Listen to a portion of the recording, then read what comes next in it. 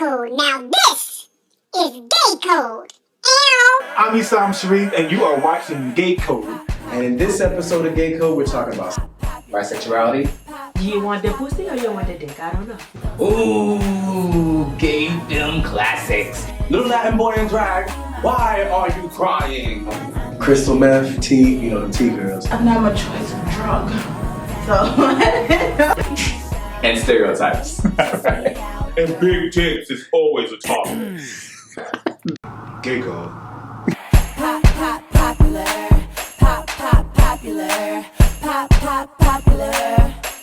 Don't stop the love. It's mood. I'm in sex trends. You don't have to be my friend to recognize I'm the it girl. Greetings. I am the Queen of Shade, but you can call me Your Highness.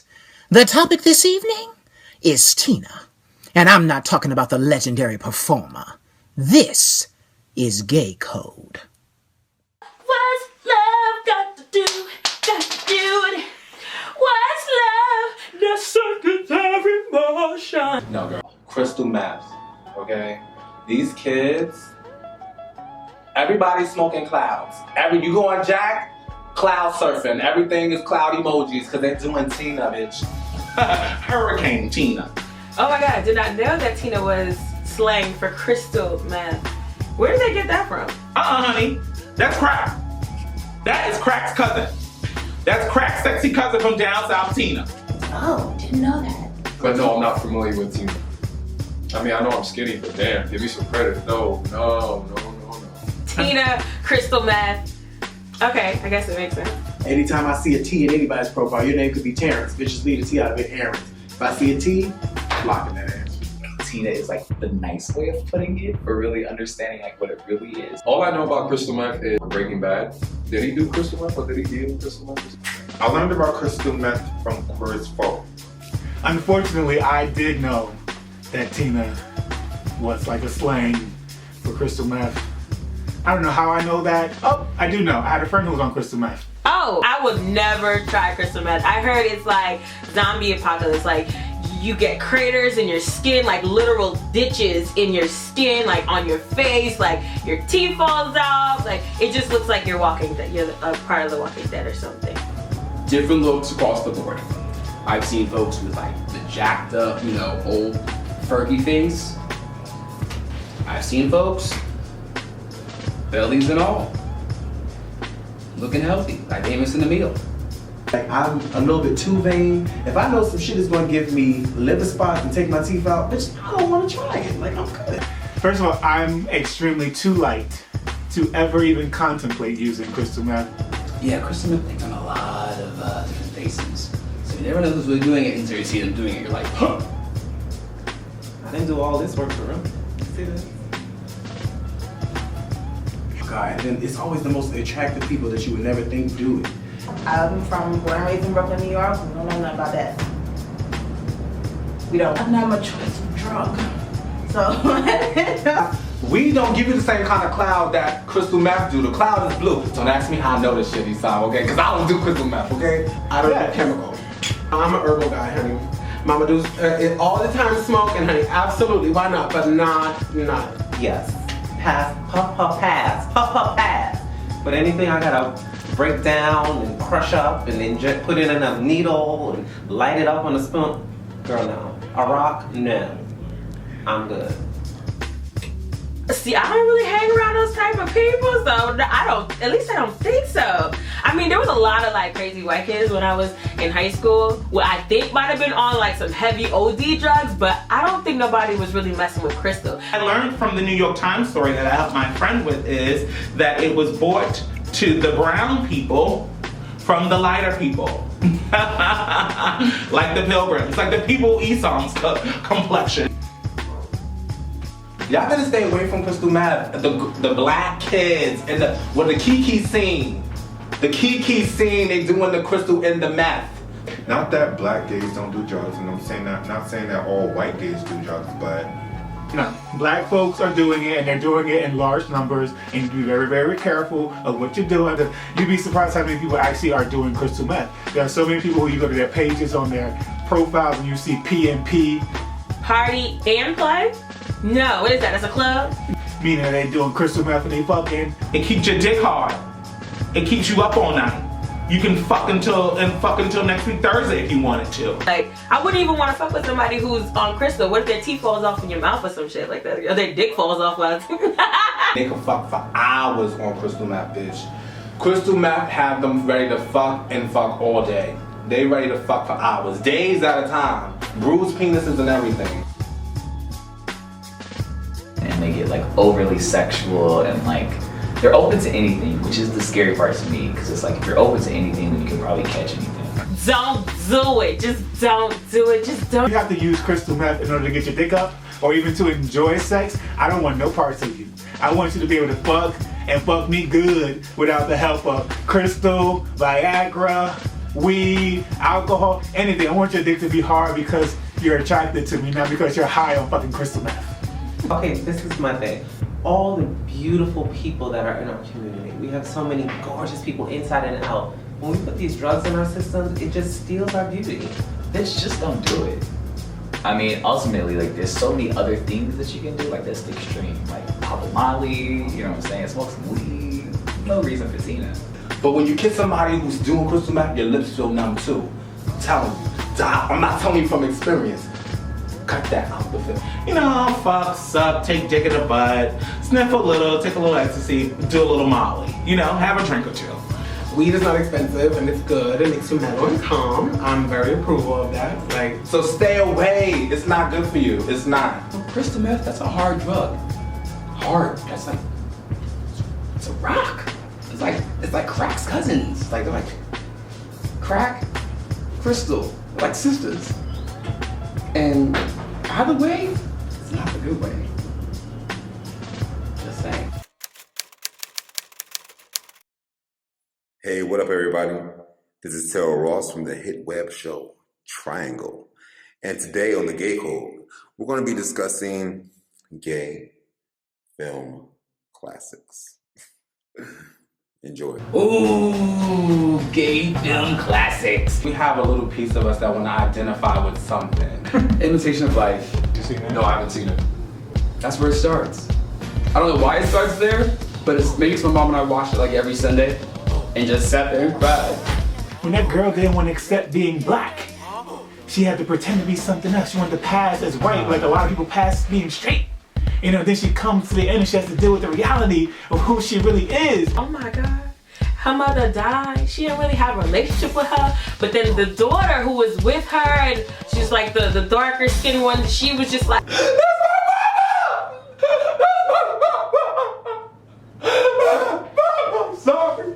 I'm sorry. That's acting.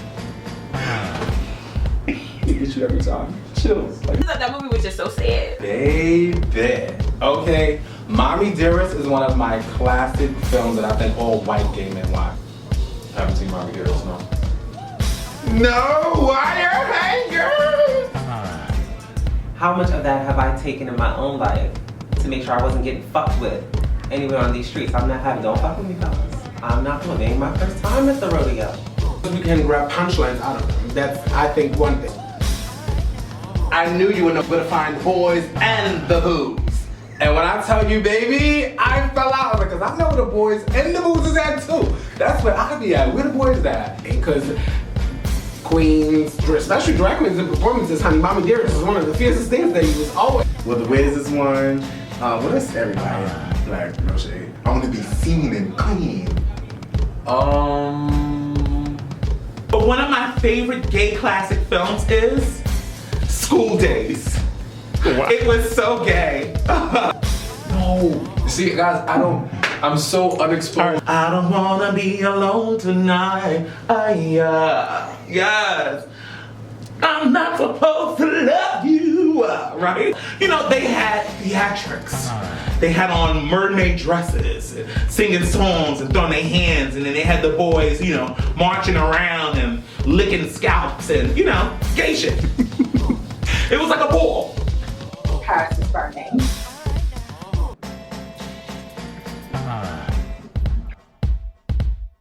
Twang Fu, thanks for Julie Marlin. baby. Oh, hold on, we're gonna do that back. Who you call it? What is it, Julie Marlin? What's her name? To food, Julie Newmar. Julie Newmar, okay. Was she trans? I've never seen that movie. Gay folks, we love it. So I get it. I'm like, I understand. We all have our, I love to food for like the bucket of chicken, honey. That's my favorite one. She got more legs to the bucket of chicken? Okay. Little Latin boy in drag, why are you crying? That's a classic.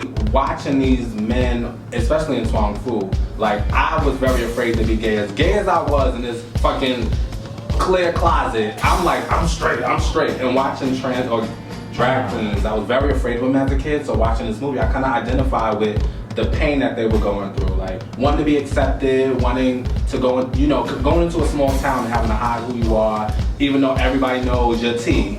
I identify with that. So that's why that's one of my favorite classics. It represents a minority in a bigger way, in a bigger picture within the picture that I think we always respond to. It's like, you gotta get into it. They're like, it's deep. Like the color purple. Like when you think of the color purple and you think about all the shit that Celie went through. Like she was raped, she was beat down, she was separated from her family. Like, we understand all of that shit. So like we respond to it. So it's like, I get it instantly, bam. Gay classic. You and me, us never part, my key, da da. Ain't no mountain, ain't no sea. Keep my sister away from me. Oh, I haven't seen it. Death Becomes Her with Meryl Streep and Goldie Hawn. I said, y'all gave us some good movies, man. Meryl Streep was obsessed with beauty and this, that, and the other, and then her cutting edge humor and shade that she threw in that movie, you can't help but like it. Ernest, do you know what they do to bald, overweight Republicans in jail? So there are characters that we might live through vicariously through. Like if we were a woman, we would just want to be able to say mean shit. To me, my favorite films are always the ones with the strong female lead. Like she ain't taking no shit. I would just say The Devil Wears Prada just because I feel like it has a little bit of everything that they like in there. That's one of my personal films. That is legendary. I am very that one. It is what it is. Like I love fashion. I love the fierceness of it. I love, like just everything about it. You could tell perhaps they had some influence behind the writing and the makeup and the wardrobe. All those bags and coats and fashion. Like, of course that's a gay iconic movie. That movie was hilarious to me. One of my favorite quotes is, if you don't show up, I'll make sure to search every Blimpies in the tri-state area for you. Why would she be in Blimpies? Like, why not Subway or some shit? My favorite part though that I do say is, when she's at the party, she has the assistant. She's like, who is this coming to me? Like, what's this name? What's this name? I'm like, I need an assistant because sometimes we walk up and just like, wait, I know you. I don't know your name. It's like trying to figure it out. So I think everyone knows an assistant like that. Any movie that has a diva is a gay film classic. That means anything with Beyonce, instantly gay classic. We are dream girls, boys will make you happy. Yeah, yeah, yeah. I don't know. I've never seen it. It's a thing? Yeah. I was practicing Jennifer Hudson's part the other day when she was like, that scene when she was like, you're gonna love me. That was just, I really just had to keep playing it over and over again. You want to be that Jennifer Hudson character singing, and I'm telling you I'm not going nowhere because, damn it, you're not going nowhere. You're gonna love me. And the spit was coming out of her mouth. That's how you knew it was real. She got that from the core of her heart. She was talking. Yes, I love that movie. I think there's an acceptance thing that we connect to. Mean Girls is a gay film classic because of Glenn Coco. Who can't watch Mean Girls all day? That is clearly a gay classic because it is the shadiest bunch of chicks that you can ever imagine. I don't know. I know I love it, and I know all my gay boyfriends love it. I'm not one of those. Like I won't name it. I don't know each line or word by word. I'm just trying to make fetch happen. There's so many quotables like, oh, you're ugly, you're a bugly. I'm a cool mom. I'm a regular mom. I'm a cool mom. Yes, I have seen Mean Girls. Dare I say, there's a cuntiness to it? Like there's a... Look at you, how you know cuntiness? Shit, I know. Who's School is incessant, bitch. So when you sucking on his zip, right, and you getting it good and sloppy, and his legs start to open up a bit, right, let him down. Push his back on the bed, the couch, the floor, wherever's going down, right. Open them legs a little bit. I want you to take this nub finger right here, and I want you to ride in between his cracks. And if your finger brushes his butthole and it feel like an any belly button, bitch, he a bottom. But if it still got that outer little pucker piece, he ain't never been top, girl, and marry him. Put a ring on it. That is a top. Hi, my name is Nick Friel from WeTV's Exile, and today on Gay Code, we're talking about bisexuality. Hey, I like to have girls, kiss them, but I also love the D. Why can't I have both? Bisexual, trisexual, lisexual. Do you want the pussy or you want the dick? I don't know. Bisexuality. Everybody bothers with sexuality these days, you know? You need a little pinch, you need a little pump. You buy that and get sexual. I mean, no. For me personally, I still do find females attractive. I just haven't found one that I want to fuck. Because bisexuality is code for I'm gonna be K next week. You know that. I was bilingual. At one point I was bi-coastal. I've never been bisexual. It's just free. You out here, some man might did you dirty or something like that, so you trying different things and you just out here just, free love, whatever. I'm gay. I'm a fan. I like men, I like biceps, I like dick, I like ass.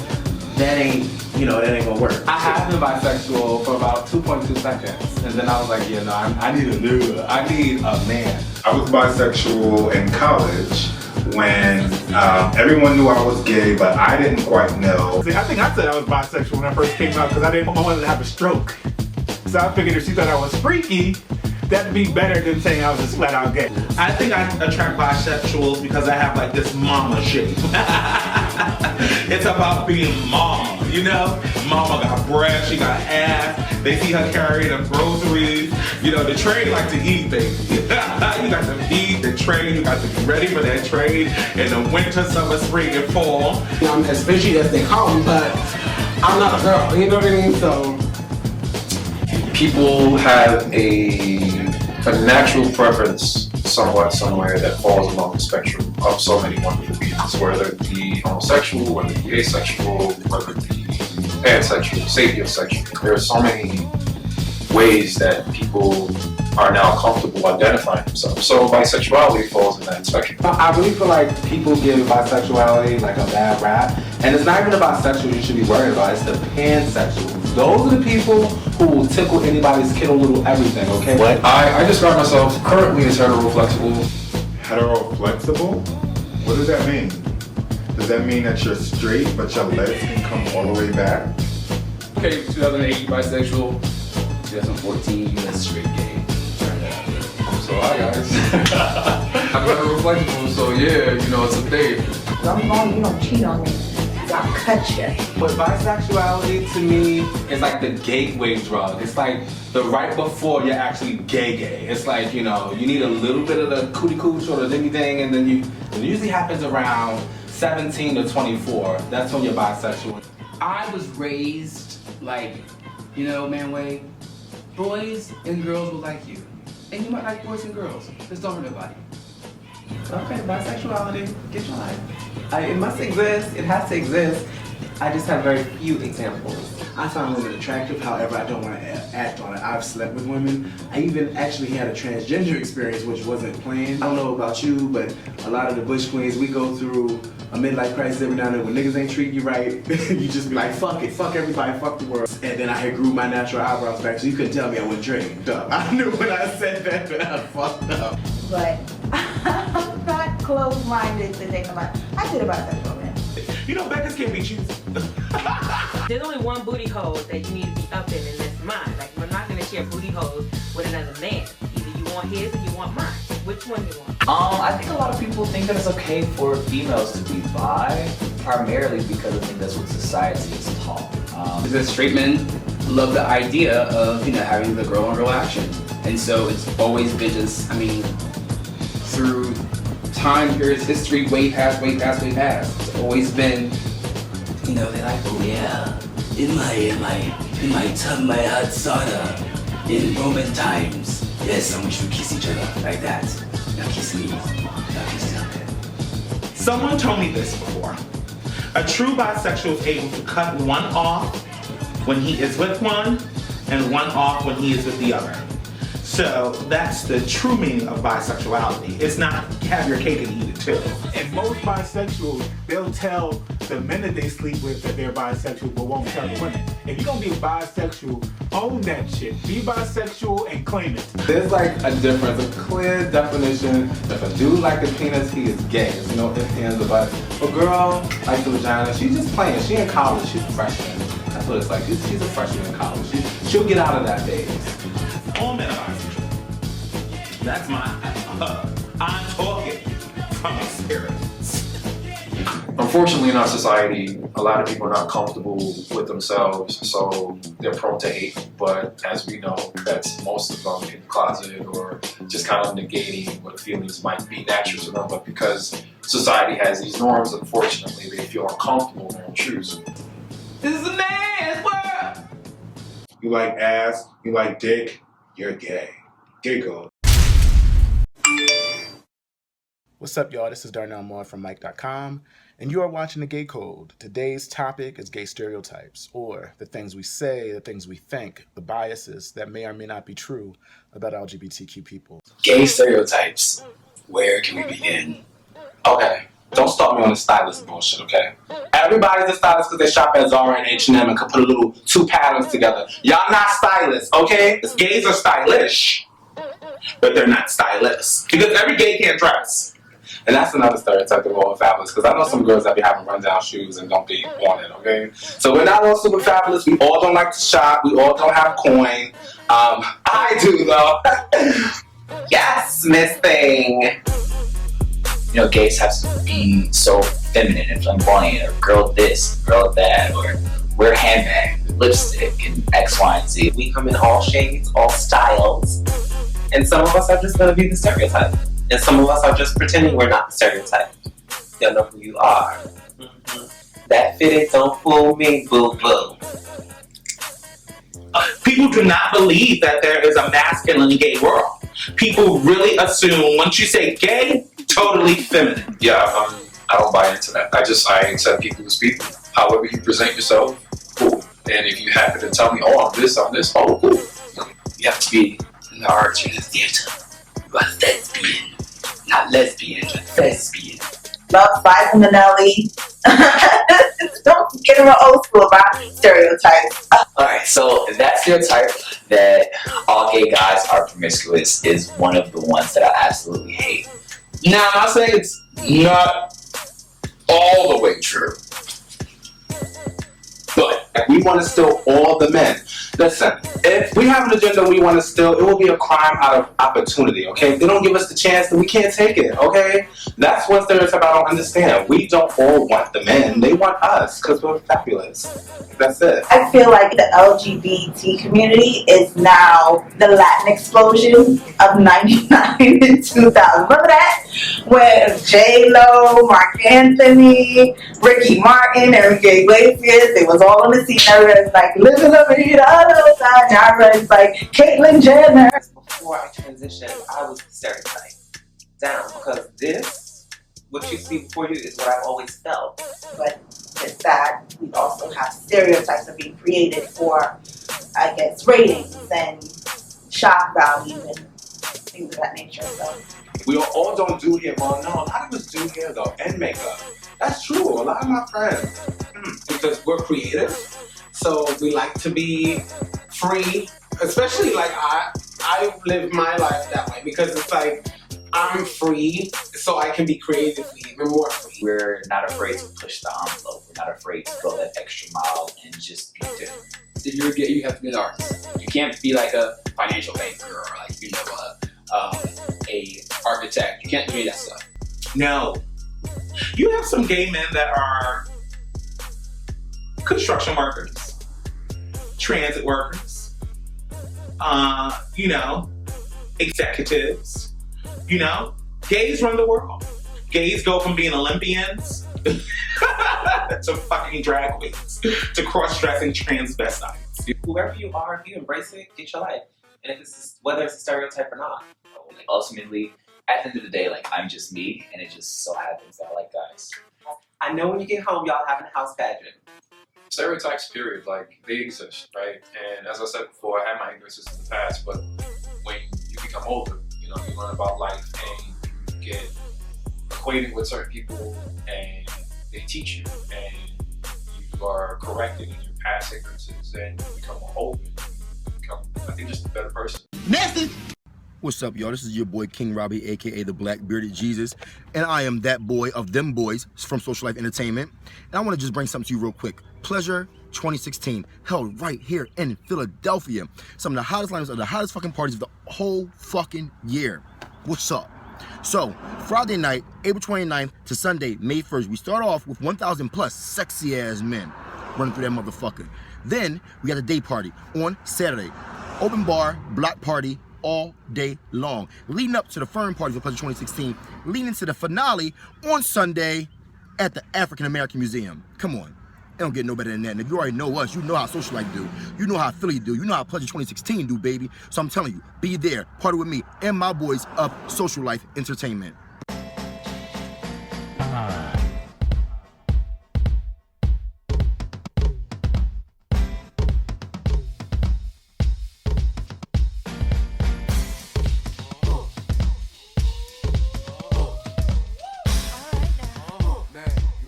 Yeah, I'm ready. Go ahead, get 'em. I want it all. Don't be stingy with it. Hit me when I say this. Ooh. When the food is good, I ain't got no reasons to be lying, baby. Ooh. Let's get carried away till the break of day. Don't play it, tease me. I wanna see it. Don't need to cool it down. Spread the fire around. Let it blaze to the ground. I wanna see it. Sway.